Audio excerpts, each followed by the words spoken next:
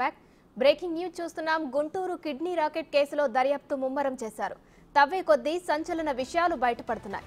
బాధితుడు మధుబాబు 8 లక్షలు తీసుకున్నట్లు గుర్తించారు. ఈ దందా అంతా ఏటూగా ఉన్న వెంకట్ కనుసన్నల్లోనే జరిగినట్లు భావిస్తున్నారు. కిడ్నీ మార్పిడి అంశంలో మధుబాబుతో పాటు తమిళనాడుకు చెందిన మరో వ్యక్తికి 16 లక్షలు ఇచ్చినట్లు తెలుస్తోంది. దీంతో తనకు కూడా 16 లక్షలు ఇవ్వాలని డిమాండ్ చేసినట్లు తెలుస్తోంది.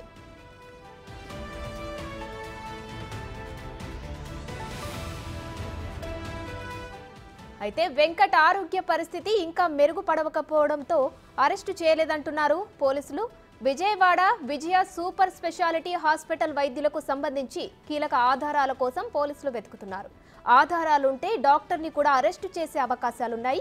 అయితే ప్రభుత్వ వైద్యుల సర్టిఫికెట్ ఆధారంగానే చేశామని డాక్టర్ చెబుతున్నారు.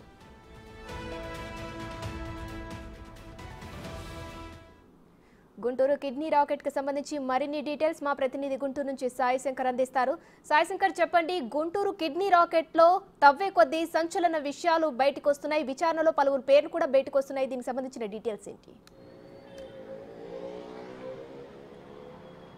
మస్రి గుంటూరు కిడ్నీ రాకెట్కి సంబంధించినటువంటి అంశంలో మధుబాబు ఎవరైతే బాధితుడు గత కొద్ది రోజుల క్రితం ఫిర్యాదు చేస్తూ తనకి డబ్బులు 30 లక్షల వరకు ఇస్తామనే విధంగా ఒప్పందం చేసుకొని ఆ డబ్బులు ఇవ్వకుండా ఇబ్బంది పెట్టారనే విధంగా కూడా ఫిర్యాదు చేయడం జరిగింది. అయితే అతను ఇచ్చినటువంటి ఫిర్యాదులో కూడా తనకి 1,50,000 రూపాయల వరకు అందినట్లు కూడా చెప్పినటువంటి పరిస్థితులు ఉన్నాయి. అయితే ప్రస్తుతం ఈ కేసుకు సంబంధించినటువంటి అంశంలో 2 నిందితులను కూడా ప్రస్తుతం అరెస్ట్ చేయడం జరిగింది. కేసుకు సంబంధించి విచారణలో భాగంగా మధుబాబు దగ్గర నుంచి కూడా కీలకమైనటువంటి ఆధారాలను అయితే పోలీసులు స్వీకరించినట్లు తెలుస్తుంది. ఇందులో భాగంగా మధుబాబు 8,10,000 రూపాయలు అంటే వెంకట్ ఏదైతే ఇందులో ఈ కేసులో ఏటూగా ఉన్నటువంటి వెంకట్ ఒక వీడియోని రిలీజ్ చేయడం జరిగింది. 8,10,000 రూపాయలు మధుబాబుకి ఇచ్చామనే విధంగా చెప్పడం జరిగింది. ప్రస్తుతం దానికి సంబంధించినటువంటి ఆధారాలను పోలీసులు అయితే స్వీకరించడం జరిగింది. మధుబాబు కూడా క్లియర్గా 8,10,000 రూపాయలు పొందినట్లు కూడా పోలీసుల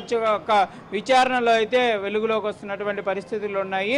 అయితే మరో 8 లక్షల రూపాయలు ఇవ్వాలనే విధంగా కూడా మధుబాబు అయితే డిమాండ్ చేస్తూ బయటికి వాళ్ళనైతే అడిగినటువంటి పరిస్థితులు ఉన్నాయనే విధంగా తెలుస్తుంది. దీనికి కారణం మధుబాబుతో పాటు మరో వ్యక్తికి కూడా కిడ్నీ ఆపరేషన్కి మార్పిడి ఆపరేషన్ చేసినట్లు తెలుస్తుంది. అతనితో కూడా అతను తమిళనాడుకి సంబంధించిన వ్యక్తిగా కూడా పోలీసులు గుర్తించడం జరిగింది. అతనితో కూడా ఎవరైతే ఈ నిందితులు ఈ కిడ్నీ స్కామ్కి సంబంధించినటువంటి అంశంలో ఇన్వాల్వ్ అయినటువంటి భాష వెంకట్ వీళ్ళిద్దరు కూడా అతనితో కూడా మాట్లాడి అతనికి 16 లక్షల రూపాయలు ఇప్పించినట్లు కూడా తెలుస్తుంది. 16 లక్షలు ఇప్పించినటువంటి నేపథ్యంలోనే మధుబాబు అతనికి 16 లక్షలు ఇచ్చారు కాబట్టి కంపల్సరీగా నాకు కూడా 16 లక్షలు ఇవ్వాలనే విధంగా కూడా వీళ్ళని డిమాండ్ చేయడం, వీళ్ళైతే అతనికి 8 లక్షలు ఇచ్చడం జరిగింది. మిగిలిన 8 లక్షలు ఇవ్వనటువంటి నేపథ్యం అయితే ప్రస్తుతం ఉన్నటువంటి నేపథ్యంలోనే మధుబాబు అయితే బయటకు వచ్చి ఈ కేసుని ఇన్వాల్వ్ చేసి పెట్టినట్టు తెలుస్తుంది. అయితే ప్రస్తుతం ఈ అంశాల్లో ఈ కేసుకు సంబంధించినటువంటి విచారణలో ఏటూనే కీలకంగా ఉన్నటువంటి పరిస్థితులు ఉన్నాయి. మొత్తంగా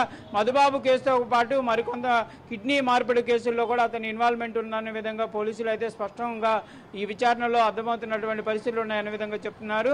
ప్రస్తుతానికి వెంకటని అయితే అరెస్ట్ చేయాలంటే అతని ఆరోగ్య పరిస్థితి బాగాలేదు. ఇప్పుడు కనుక అరెస్ట్ చేస్తే కంపల్సరీగా కేసుకు సంబంధించినటువంటి అంశంలో ముందుకు వెళ్ళేటటువంటి పరిస్థితులు ఉండవు కాబట్టి ఏటూని అదుపులోకి తీసుకోలేదన్న విధంగా చెప్తున్నారు. మరో అంశం డాక్టర్లకు సంబంధించినటువంటి అంశాలు కూడా డాక్యుమెంటేషన్లు అన్నీ కూడా క్లియర్గా వెరిఫికేషన్కి పంపించినట్లు చెప్తున్నారు. ఒకవేళ వెరిఫికేషన్లో కనుక డాక్టర్ల పాత్ర కనుకుంటే అరెస్ట్ చేసే అవకాశాలు ఉన్నట్లు కూడా చెప్తున్నారు. ప్రస్తుతానికైతే డాక్టర్లకు సంబంధించినటువంటి అంశం పైన కూడా ఎఫ్ఐఆర్ నమోదైంది.